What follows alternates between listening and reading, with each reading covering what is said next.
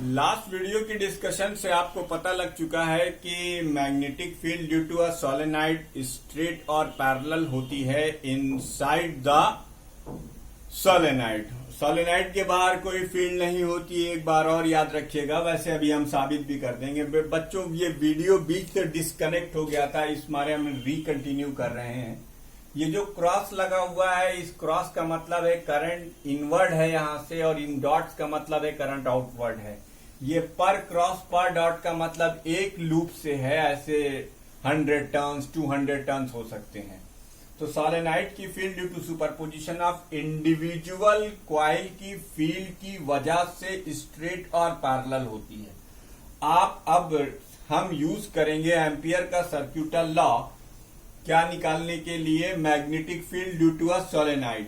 तो magnetic field due to a solenoid निकालने के लिए जब हम एम्पियर सर्क्यूटल लॉ यूज करेंगे, तो एम्पियर सर्क्यूटल लॉ यूज करने के लिए हमें सबसे पहले एक एम्पीरियन लूप चाहिए होता है।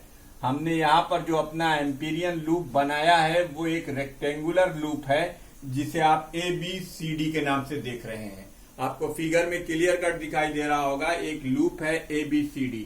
सपोज कर लेते हैं कि सोलेनॉइड के एक टर्न के कॉइल से I करंट फ्लो कर रही है, और मान लीजिए कि AB की लेंथ x है, सेगमेंट ऑफ लेंथ x। तो सबसे पहला काम, हम line integral of magnetic field over rectangular close path ABCD लिखेंगे। तो ये line integral of B dot dl की वैल्यू A से B, B dot dl, B से C, B dot dl, C से D, B डॉट dl और D से A, B dot dl, ये 4 हिस्सों में बढ़ जाएगा। It will be divided into 4 parts and collectively give us the line integral due to the entire loop. बेटा, जगह की तंगी के कारण हम इस फिगर का ये वाला हिस्सा थोड़ा सा मिटा रहे हैं, आप न मिटा दीजिएगा, ठीक है। अब देखो, अब इसके अंदर हम एक काम करने जा रहे हैं कि ये जो हमने लिखा हुआ है line integral of magnetic field, क्या लिखा हुआ है, line integral of magnetic field. तो आप इसे अगर ऐसे लिख देंगे B डॉट dl। देखो बेटा, सपोज कर लो ये है तुम्हारा dl, तो dl और B के बीच में, और ये मैग्नेटिक फील्ड है। B और dl एक दूसरे के पैरेलल होने के नाते इस सेगमेंट AB के लिए आपको B और dl के बीच का एंगल cos 0 लिखना है। तो अब आप लिखेंगे A से B dl cos 0 डिग्री। उसके बाद आप लिखेंगे B से C B dl cos 90 degree. अगर आपने इसमें एक 90 यहां पर अगर आपने एक dl ले लिया, तो जाहिर सी बात है B के साथ उसका एंगल कितना हो जाएगा, 90 डिग्री। उसके साथ ही अगर आप C से D ले रहे हैं, तो आप लिखेंगे, अब यहां पे देखो बेटा कोई फील्ड नहीं है, तो यहां आप लिखेंगे 0 इंटू dl। मान लीजिए यहां पर आपने एक dl ले भी लिया, तो ये हो गया cos 0 इंटू, अब ये cos 180 डिग्री हो जाएगा एंगल। और उसके बाद D से A तक में आप जाएंगे तो B डॉट dl। अच्छा, यहां दोनों बातें हैं, आधे में फील्ड है आधे में नहीं है, तो B ले सकते हैं, लेकिन उसकी जरूरत नहीं है, ठीक है। तो कहने का मतलब ये है कि ये 0 इसलिए कि cos 90, ये 0 इसलिए कि मैग्नेटिक फील्ड 0, और ये 0 इसलिए कि cos 90। तो B डॉट dl की टोटल वैल्यू, नेट वैल्यू क्या आ गई, line integral of B dot dl की वैल्यू जो आ गई, वो आ गई A से B कांस्टेंट है dl। बेटा A से B के सेगमेंट की लेंथ हमने क्या मानी है, x मानी है। अब अगर आपने वीडियो को पॉज कर लिया हो, पॉज करके इसे नोट कर लीजिए। हम इसे इरेज करके इसके नीचे से कंटिन्यू करना चाहते हैं, तो प्लीज वीडियो को पॉज करके पहले ये वाला स्टेप नोट करिएगा, फिर ये ब्लैक वाला स्टेप है, ठीक है। तो अब हम इसे पॉज कर रहे हैं, इसे हम वो कर रहे हैं, ठीक। तो अब आप देख सकते हैं कि B डॉट dl की वैल्यू क्या आ जाएगी, line integral of B dot dl, इसकी वैल्यू आ जाएगी B इंटू एक्स। ये हो गया इक्वेशन नंबर 1। अब एक टर्न से बहने वाली करंट I है, let n is the number of turns per unit length. बेटा इसके नीचे का जो है वो हम यहां से कंटिन्यू करेंगे, इधर से, ठीक। इसके नीचे का हम यहां से कंटिन्यू करेंगे। चलिए यहीं से कर देते ताकि आप कंफ्यूज ना हो। Late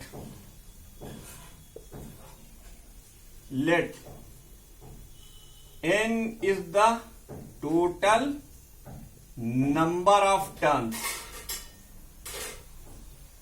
in L length of solenoid, L length of solenoid, ठीक।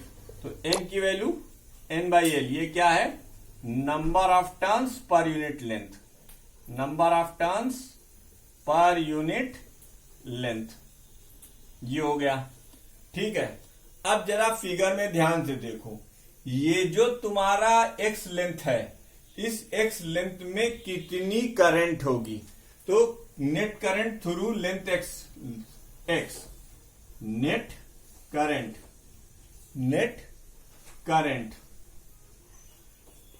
थ्रू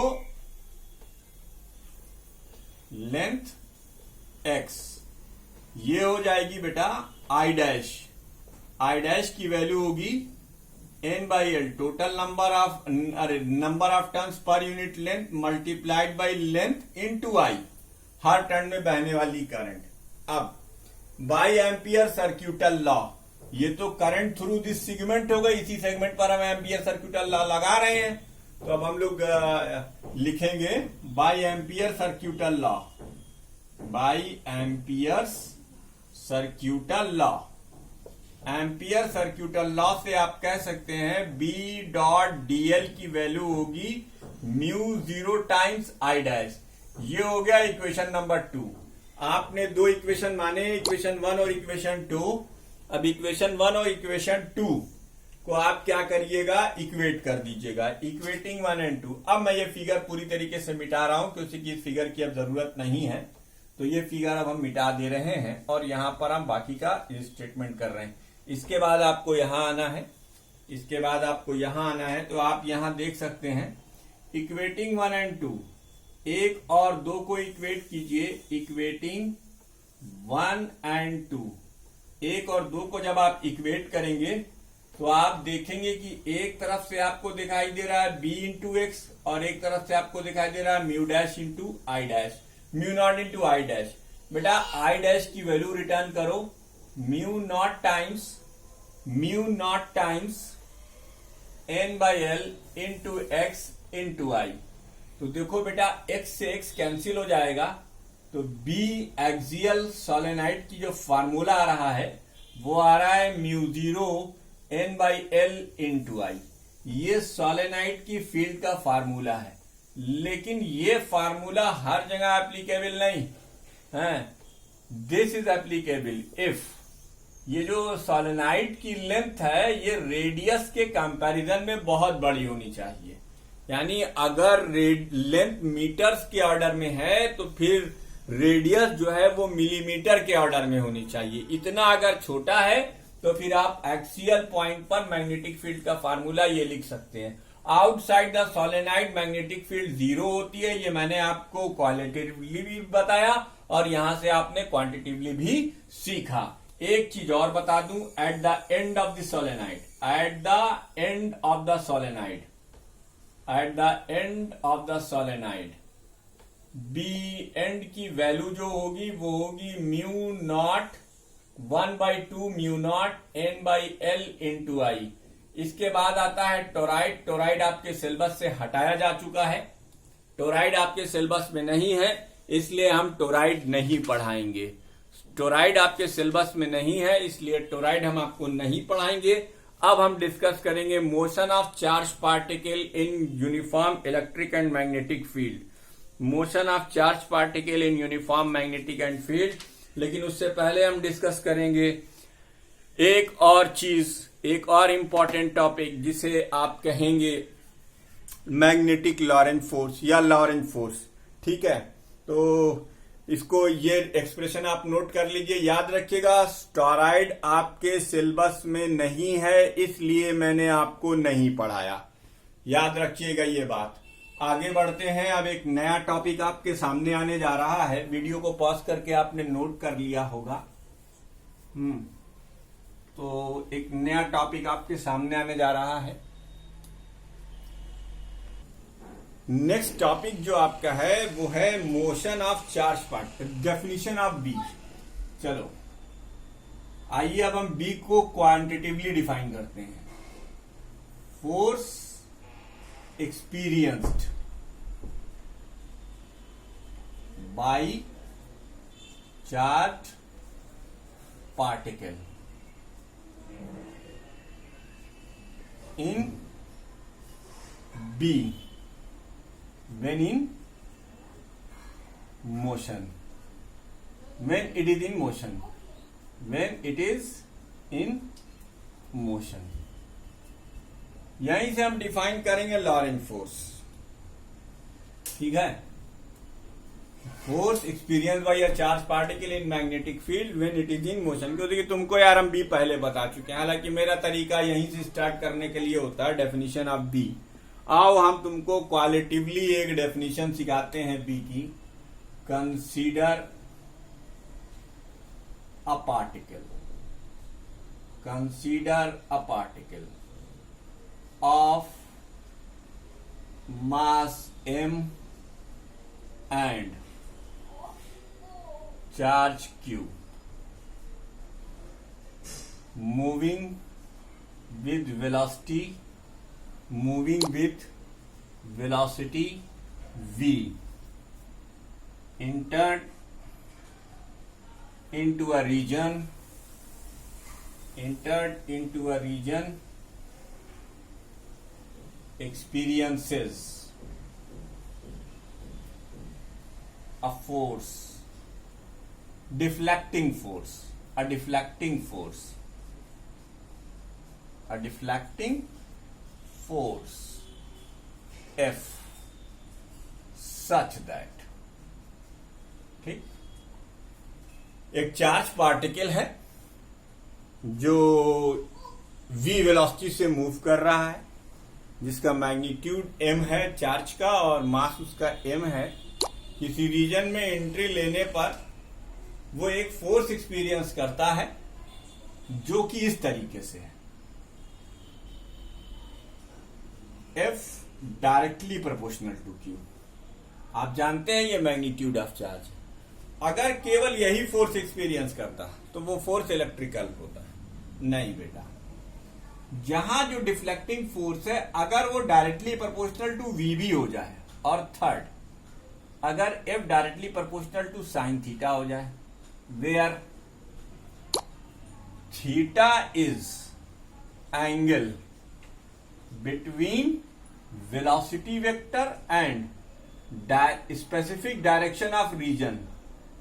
चलो ये मैं बाद में पढ़ा रहा हूं, ये अलग बात है, लेकिन मैग्नेटिक फील्ड यहीं से डिफाइन होती है। स्पेसिफिक डायरेक्शन ऑफ रीजन, वो जिस रीजन के अंदर एंट्री लिया था उसकी एक स्पेसिफिक डायरेक्शन और वेलोसिटी वेक्टर के बीच का एंगल है ये। वो स्पेसिफिक रीजन क्या है वो मैं आपको बताता हूं। तो आप देख सकते हैं कि ये deflecting force magnitude of the charge particle, magnitude of the velocity और साइन थीटा पर डिपेंड करता है। थीटा क्या है? एंगल है। आइए इन तीनों प्रोपोर्शनलिटी को क्लब कर लेते हैं और लिखते हैं F is equal to Q V sine theta. बेटा फिजिक्स कहती है प्रोपोर्शनलिटी हटाओ और एक कांस्टेंट को बुलाओ। चलो हम एक कांस्टेंट बुला लेते हैं, Q V B sine theta, where ये जो where B is constant of proportionality,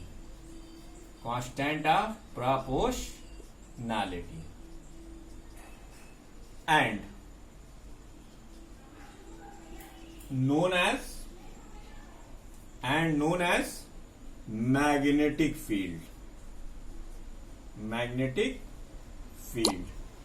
साहब ये मैग्नेटिक फील्ड को डिफाइन करने का मैथमेटिकल वे है। अभी आप देखिए, तो अब अगर इस एक्सप्रेशन में हम B बराबर लिखें तो B बराबर होगा F upon Q V sine theta. ठीक, ये B की ऑपरेशनल डेफिनेशन है। क्या है? Operational definition of B. ये बी की ऑपरेशनल डेफिनेशन है। ठीक, अब ऑपरेशनल डेफिनेशन है, चलिए अब हम इसको इसके आगे का भी काम करते हैं। देखते जाइएगा सब गौर से। तो if Q is equal to 1 unit, if Q is equal to 1 unit, V is equal to 1 unit and theta is equal to 90 degree. इसका क्या मतलब हुआ? Sine 90 degree is equal to 1। तो B की वैल्यू F आ गई। ठीक, इसका क्या अर्थ निकाला जाए? What do you mean by it? इसका अर्थ ये निकाला जाए कि the magnetic field in a region is the force experienced by a particle of unit charge moving with unit velocity perpendicular to the field. ये बी की definition हो गई। क्या हो गई बी की definition? The magnetic field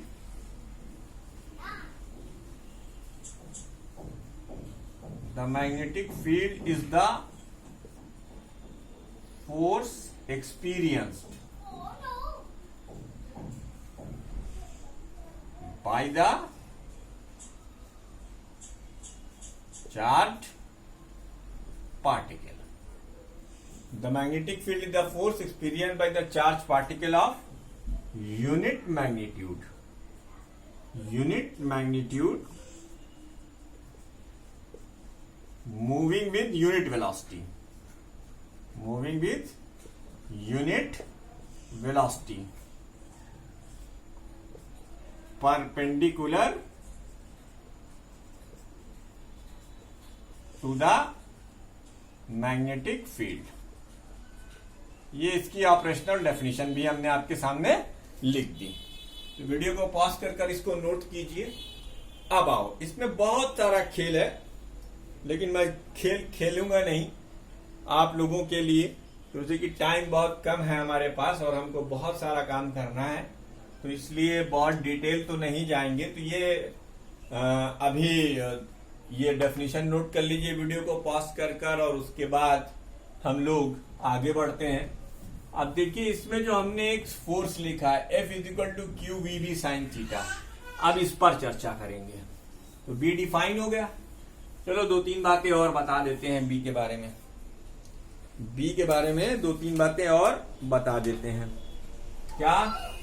the SI unit of B, the SI unit of B. देखो, B का फार्मूला तुमने लिखा force upon Q V sine theta. तो बेटा फोर्स को तो मेजर किया था न्यूटन में, चार्ज को मेजर किया था कूलम में यानी एम्पियर सेकेंड, और वेलोसिटी मीटर पर सेकेंड। तो सेकेंड से सेकेंड कैंसिल, ये हो गया न्यूटन एम्पियर की पावर -1 मीटर की पावर -1। ये बी, ये जो 1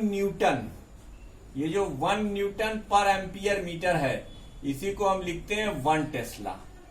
ये क्या है? 1 tesla SI unit, SI unit of B. ठीक, ये बी की एसआई यूनिट है। The CGS unit of B is, the CGS unit of B is, the CGS unit of B is gauss. 1 gauss यानी 1 जी की वैल्यू जो होती है वो 10 टू द पावर -4 टेस्ला होती है। The SI unit of B हो गई ये। ठीक है भैया, ये एसआई यूनिट हो गई। आओ बच्चों, किताब से थोड़ा हटते हैं, कुछ अपनी तरफ से हम आपको बताते हैं, इसे थोड़ा इंटरेस्ट लेकर देखिएगा। ठीक है, तो एक सेकेंड, जरा मार्कर कहाँ गया मेरा, वो ब्लैक वाला मार्कर।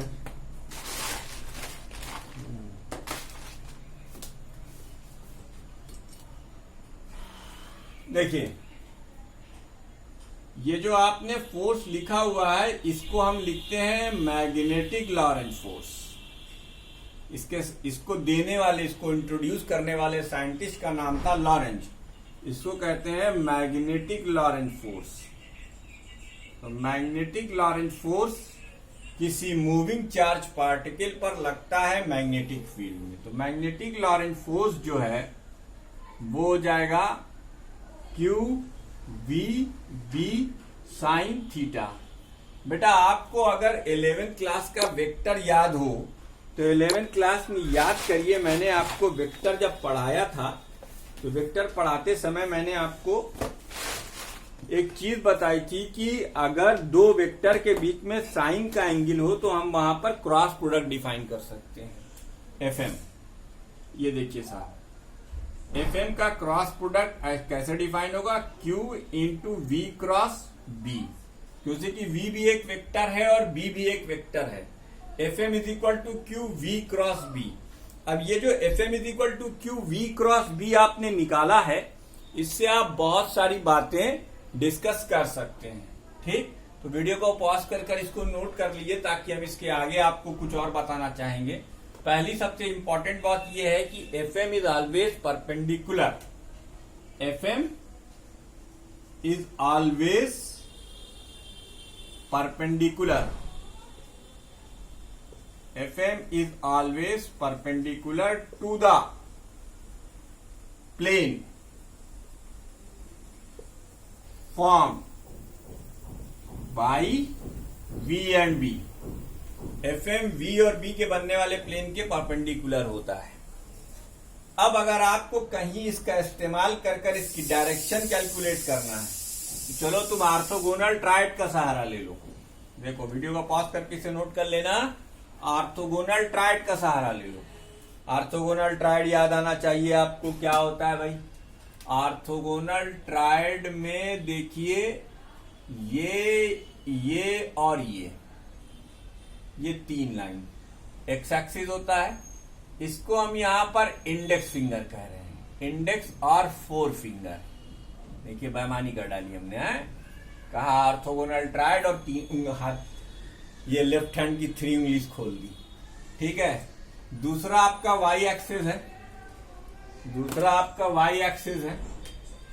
ये जो वाई एक्सिस है इसको आप मिडिल फिंगर कह दीजिए, क्या है, मिडिल फिंगर। ठीक, और तीसरा आपका जेड एक्सिस है तो इसको आप थंब कह दीजिए। ठीक, इसी में हम आपको बहुत कुछ सिखाने की कोशिश करेंगे। अगर आपने इसे कहा बी की डायरेक्शन और इसे आपने कहा मोशन ऑफ चार्ज पार्टिकल की डायरेक्शन, तो याद करो मैंने तुमको प्लेन का कॉन्सेप्ट बहुत अच्छे से सिखा रखा है। यानी V और बी एक्स वाई प्लेन में लाई कर रहे हैं, तो अगर B की डायरेक्शन में, अरे B हमारा इंडेक्स फिंगर है और ये हमारा फोर फिंगर है, मिडिल फिंगर है, तो मिडिल फिंगर अगर मोशन ऑफ चार्ज पार्टिकल को बता रहा है तो दोनों को अगर हमने ऐसे ओपन किया तो थंब हमारा अपवर्ड डायरेक्शन में है,